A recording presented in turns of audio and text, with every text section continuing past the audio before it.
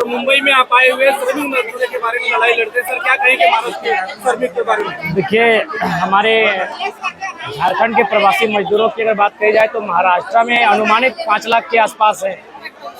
और प्रवासी, मैंने अपने बातों में भी कहा कि प्रसव की पीड़ा और प्रवास की पीड़ा बहुत वेदना होती है, बहुत वेदना होती है, बहुत तकलीफ होती है। तो आज प्रवासी मजदूरों की पीड़ा को समझने, अनुभव करने आया। झारखंड में लगातार मजदूर, किसान, युवाओं के मुद्दे को उठाते हैं। उसी क्रम में आज महाराष्ट्र आना हुआ, आगमन हुआ और यहाँ आकर देखा गांव में हमारे खुले खेत खलिहान होते हैं, लेकिन आज यहाँ 10 बाय 10 के कमरे में एक प्रवासी मजदूर अपना जीवन व्यतीत कर रहा है।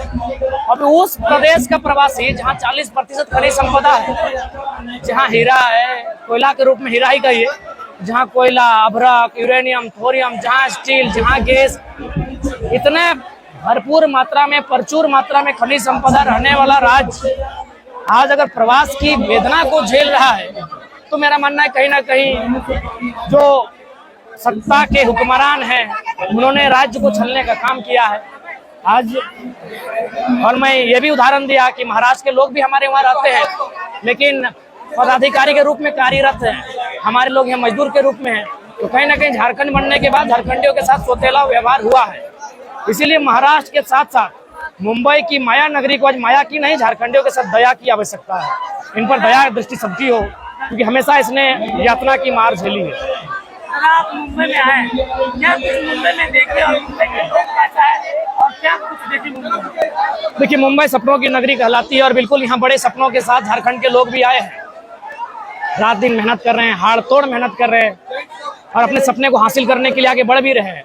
तो यहाँ आने का उद्देश्य यही था कि लगातार हम लोग राज्य में युवाओं की, मजदूरों की, किसानों की बात को उठाते रहे हैं, शोषित पीड़ितों की बात उठाते रहे हैं। तो आज लाखों की संख्या में जो हमारे प्रवासी भाई बंधु यहाँ हैं, उनका हाल चाल लेने के क्रम में, उन्हें जानने समझने क्रम में यहाँ आना हुआ। कैसा लगा मुंबई आपको? खुशी भी हुई, दर्द भी हुआ। खुशी इसलिए हुई कि बचपन में किताबों में पढ़ते थे, लेकिन दर्द इस बात का हुआ कि कोई अपनी माँ से दूर, पिताजी से दूर, माँ पिताजी की दवाई से दूर, भाई बहन की पढ़ाई की खर्चे से दूर, माया नगरी में अपने सपनों को कैद एक कमरे में कर बैठा है। तो पीड़ा भी होता है। जहाँ हमारे एकड़ एकड़ में खेत खलिहान, तमाम प्रकार की फसलों को लगाने वाला किसान आज मजदूर के रूप में अपने सपनों को हासिल करने के लिए यहाँ अपने आप को कैद करके बैठा है, इस बात की पीड़ा है। ऐसा क्या कारण पड़ा कि आज मुंबई की धरती में सवाल? देखिए, पिछले साल भर से प्रवासी मजदूरों की मांग थी कि आप महाराष्ट्र आइए, महाराष्ट्र में जो प्रवासी लोग हैं उनके दर्द को समझिए, और अगर राज्य में बात उठाते हैं तो हमारी भी बात को राज्य में उठाइए, ताकि प्रवासी मजदूर बनना किसी का शौक नहीं होता है, किसी की ख्वाहिश नहीं होती है, मजबूरी होती है। इसीलिए यहाँ आना हुआ।